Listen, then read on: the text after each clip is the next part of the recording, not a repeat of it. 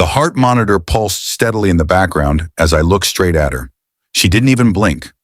"Sign it," she said, tossing the pen onto the tray table next to my hand. "I want a perfect husband, not this." Her gesture toward my wheelchair made it clear she saw me as nothing more than a defective product that needed to be replaced. "My name is Leo Ashford. A month earlier, a drunk driver had changed everything. Spinal injury, temporary paralysis. The doctors assured me that with dedicated rehab, I would likely walk again. But my wife only saw a burden, not the man she had married." I picked up the pen without a word and signed the divorce papers. She smiled triumphantly. "Good. You made the smart choice." She turned on her heels, the sharp click of her steps echoing down the sterile hallway until she disappeared, as if I had already ceased to exist. The nurse glanced at me with concern. "You okay?" I offered a calm, icy smile. "Yeah, just fine." Before she left the room, I had added one final condition. She would have to pay her own hospital expenses from now on. She laughed, thinking I was bluffing. What she didn't know was that she had never checked whose name the insurance policy was actually under, and she certainly hadn't paid attention to the signature I used on those divorce documents. It wasn't Leo Ashford. The name I signed was Gabriel Leo, my legal alias, one I had used for specific contracts and the holding company I quietly established years earlier. That company owned the house, the vehicles, and the health insurance she had relied on for the past 5 years. She never asked questions. She never cared to look. My full legal name, Leo Gabriel Ashford, was something she had only heard once, on our wedding day, before she demanded I shorten it because Leo sounded stronger and more marketable. I didn't argue over small things back then. I simply built round them, quietly and carefully. Lying in that ICU bed, I realized she had never once bothered to understand the financial structure behind our life. She just enjoyed the credit cards, planned her retreats, and left the details to me, until she found someone healthier. She thought she was walking away clean, but the insurance cancellation notice would land in her inbox at midnight. The house keys would stop working in 48 hours. She moved quickly. Just 2 days after the papers were signed, she was already posting glowing selfies from a rooftop bar, or tagging a guy named Dylan with captions about being finally free. I recognized him immediately. The physical therapist who used to visit our house for her mother's recovery sessions. Turns out I wasn't the only one receiving treatment. I stayed silent and watched. Meanwhile, the systems I had constructed began to shift. The luxury SUV, leased under my alias, was flagged for return. Her gym membership was revoked. Her credit cards were declined. When she called me that evening, her voice dripping with false sweetness, she complained, "Leo, there's something wrong with the car. And did the internet get shut off?" I took a slow sip of tea and replied, "You might want to check the name on the account." Then I hung up.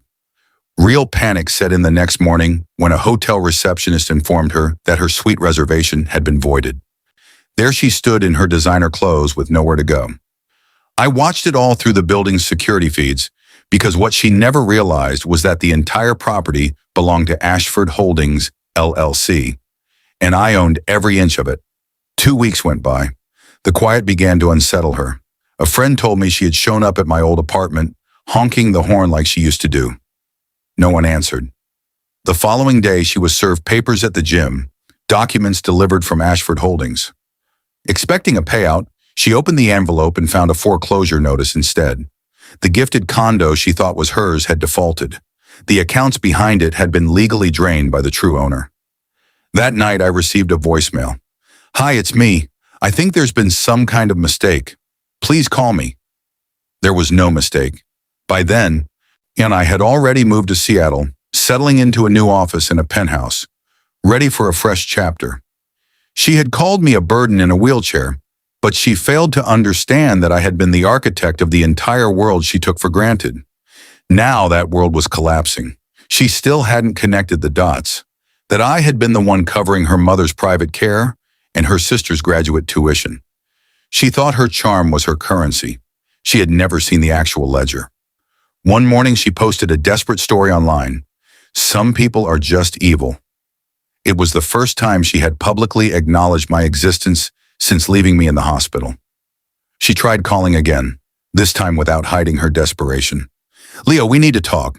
I didn't mean what I said that day. I was overwhelmed. I miss you. I didn't reply.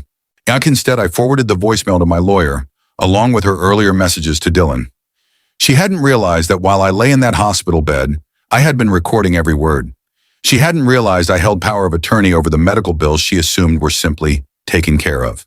And she definitely didn't know that the charity foundation she used for social status was being quietly rebranded. The final blow landed on a rainy Tuesday. She walked into the law firm she had bragged about using for the divorce. The receptionist recognized her and offered a tight smile. Mr. Ashford asked that we deliver this to you personally. Inside the folder was a cease and desist order regarding unauthorized use of the Ashford Foundation's name. At the bottom of the page was my full signature: Leo Gabriel Ashford, majority shareholder, sole trustee. She tried to protest. Wait, he signed everything away. The lawyer shook his head. Your ex-husband didn't leave anything behind, Mrs. Ashford. You simply never understood what he had built. That night she called one last time. No anger, no excuses, just a quiet, broken question. Why didn't you tell me who you really were? I stared at the screen and thought, because you never asked. You only saw the chair, never the man in it. A month later, I wheeled myself into a press conference wearing a tailored suit. Cameras flashed as I approached the podium. Behind me, a new billboard lit up for the foundation I had established. My name, and I began calmly, is Leo Gabriel Ashford. A screen lowered, displaying records and partnerships. Every dollar she had ever spent traced back to me. Today, I am stepping down from the board, Nikunash, I announced.